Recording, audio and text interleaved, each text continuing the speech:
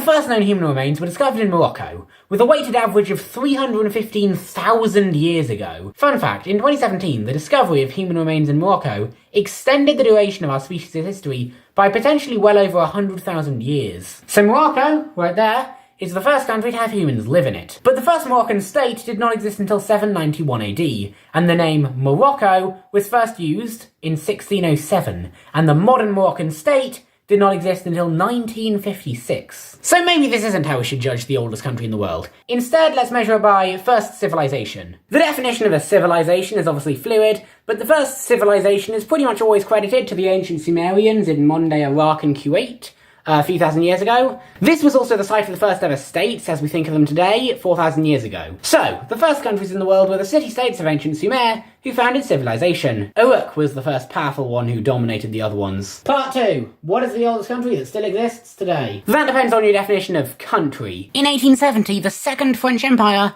was replaced by the French Third Republic. Legally speaking, these are different countries, and Wikipedia makes sure to list them as two different countries. But pretty much anyone will still tell you that it is the same country with the same people, same borders, and same culture. But of course, they were legally different states, so I thought before we found out what the oldest country is, let's find out what the oldest surviving state is. I went through the UN list of countries to discover the answer. Obviously I didn't painstakingly Google each and every country on this list, that would have taken way too long. But I am just vaguely aware enough of the modern history of each country to know whether or not its most recent state was founded in the last 500 years, whether or not I had to Google it to check if it was a candidate for the oldest surviving state. My winner? The Kingdom of Denmark, which was founded in the 8th century.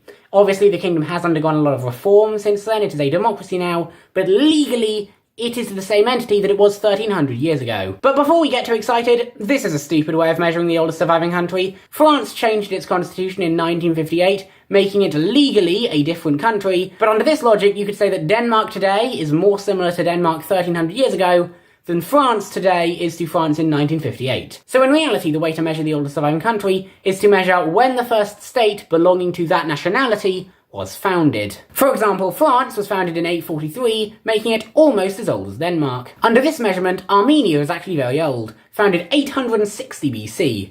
Did you know Armenia was the first ever country to convert to Christianity? Another really old country is China, founded 2070 BC.